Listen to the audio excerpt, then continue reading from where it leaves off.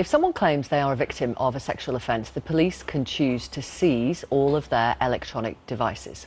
Disclosure material can range from medical records to images to emails to text messages. Campaigners, though, fear the intrusion could lead to alleged victims being put off from coming forward. And later today, the feminist group Sisters Uncut are staging what they call a creative direct action in central London to protest against this. The new head of the Crown Prosecution Service for England and Wales starts his job today, and their message for him is this: give survivors support, not suspicion. But others argue it's not that simple. The CPS and the Law Society say disclosing all the relevant evidence is vital for a fair trial.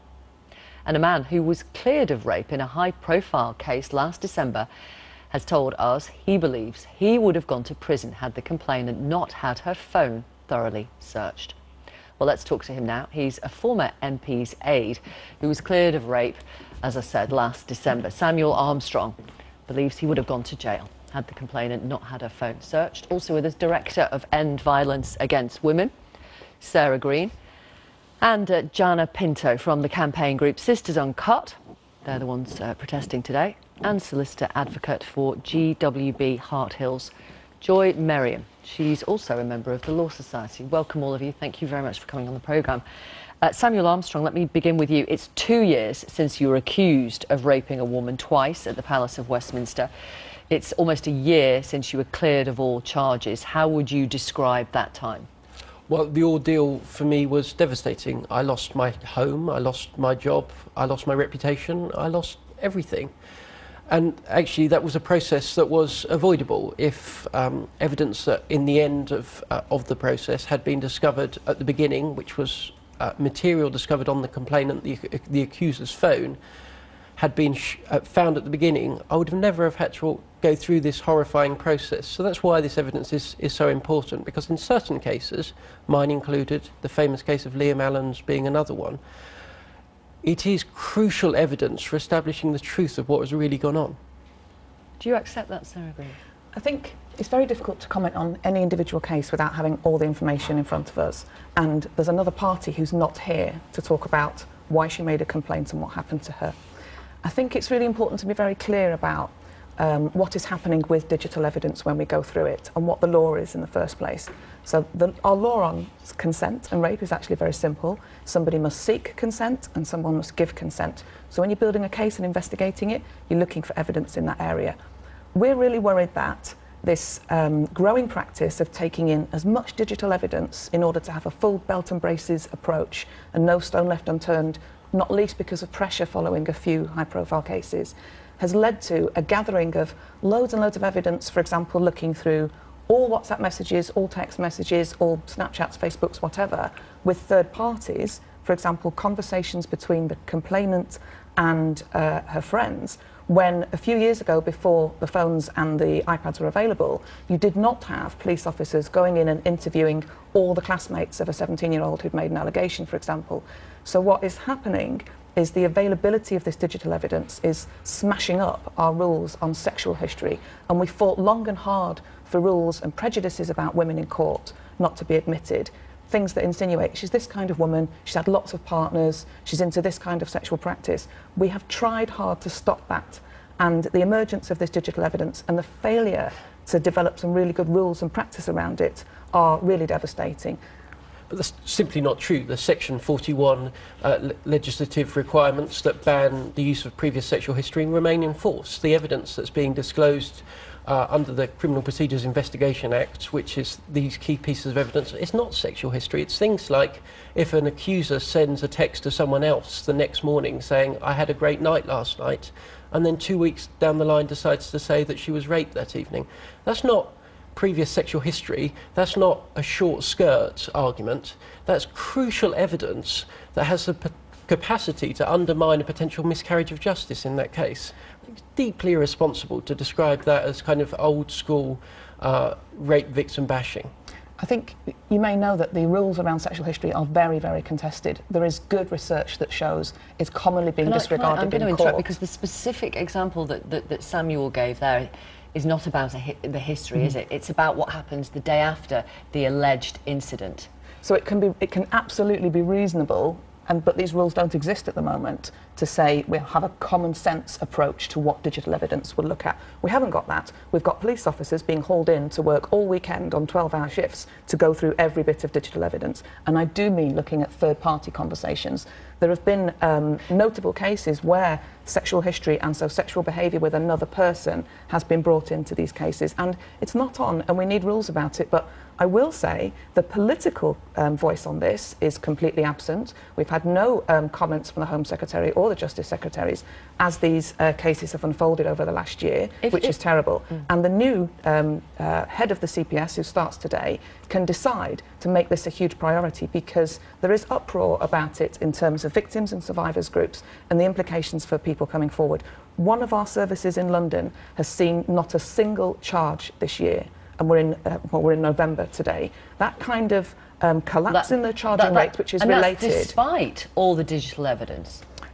Because the digital evidence is likely to be having a chilling effect on reporting in the first place, and is a disaster for what's going on in justice. Okay. If someone you knew was accused of rape, would you not want the police to leave no stone unturned in terms of the investigation? Yeah, I would stand by and be on the streets for the presumption of innocence, for the rule of law, for a fair trial, because women and survivors are as dependent on that as anybody else. Nobody wants to wreck the system or anything like that. But doesn't disclosing the evidence from electronic devices mean the accused gets a fair trial?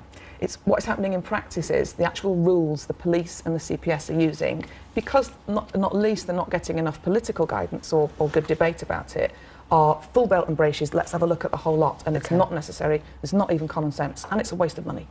Jana, you're from Sisters Uncut, you're taking this direct action today.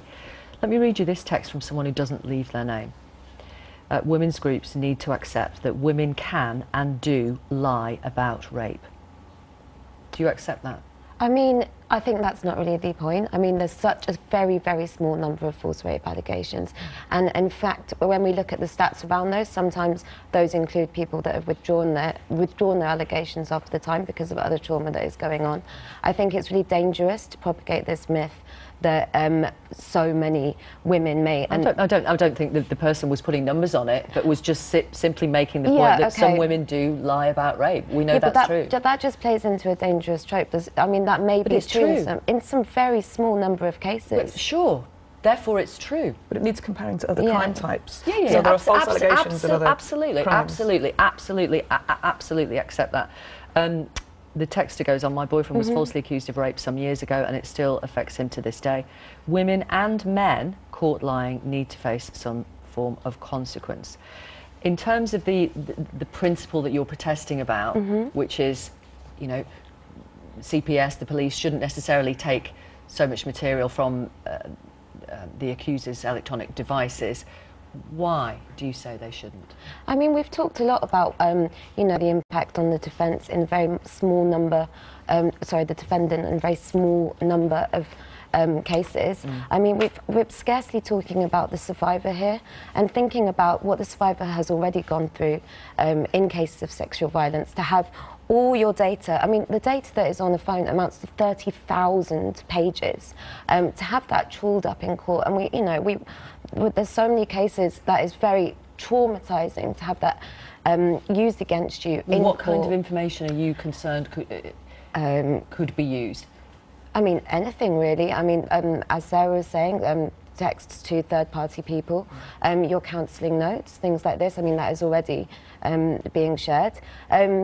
It's a breach of privacy, and it's also very invasive, and it's also a waste of time, really, thinking about how much police time is put into and how police time is put into looking at this data and how many hours it takes. And we would say that we should be reinvesting that money into transformative responses to sexual violence. It wasn't a waste of time in Samuel's case. But there's so few cases like that. We should be looking at the broader picture, the more holistic response.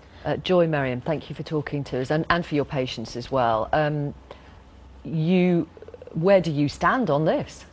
Well, I mean, the purpose of our creaking, as Alison Saunders referred to it, justice system, is to convict the guilty and to acquit the innocent. And there are rules about what happens with disclosure, very strict rules. that the police have to look at the data, and they only disclose it to the defence if it assists the defence or undermines the prosecution.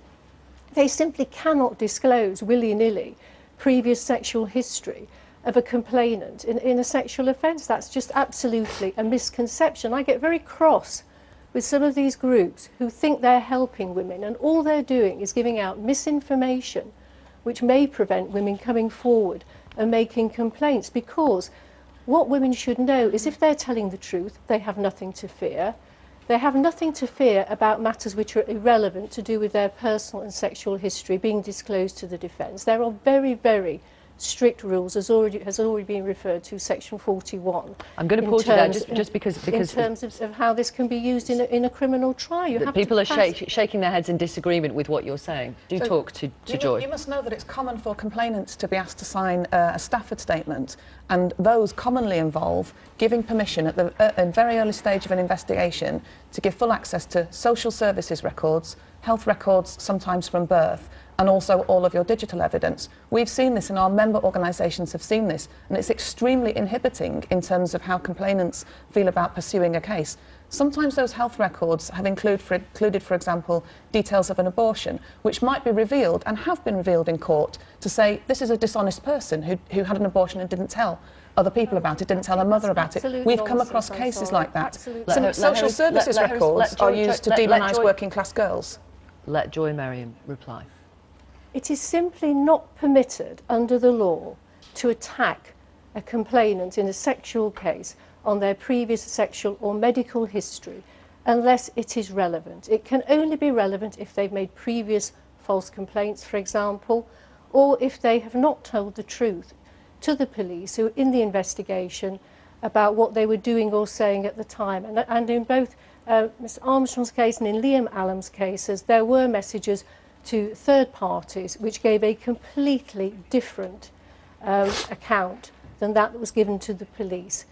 If you're telling the truth, you should have trust in the police that they will investigate your complaint vigorously, which they will, but they're also under a duty in law to look at matters which may undermine the prosecution. They have a duty to disclose that to the defence. And you have to have equality of arms. You cannot have people being convicted of serious offences like rape with double-figure sentences because the police have concealed or sat on or been too lazy to look at evidence. The police need more resources. Thank you, Joy. Are you saying, Sarah and Jana, that this is already impacting on alleged rape survivors? It's stopping them reporting to the police? Absolutely, absolutely. The knowledge that all your devices will be taken from you, and what that might tell other people in your life about what has happened. Do you have sympathy? Do you have sympathy with some of those women, Samuel? Well, I would have a sympathy for women who were listening to this programme and thought this, but the truth is, actually, the information that's taken from the phone is reviewed by specially highly trained officers who do so sensitively, and then, as has been said, only disclose that evidence that is crucially relevant.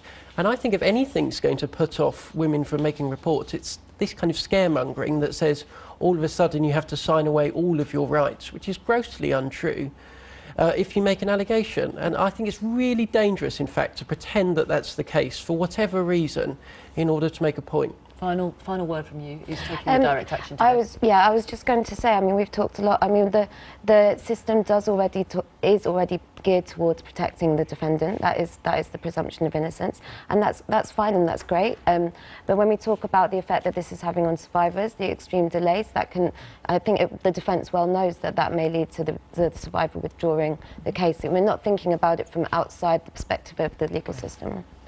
Thank you all very much. Thank you for coming on the programme. Thank you. Thank you.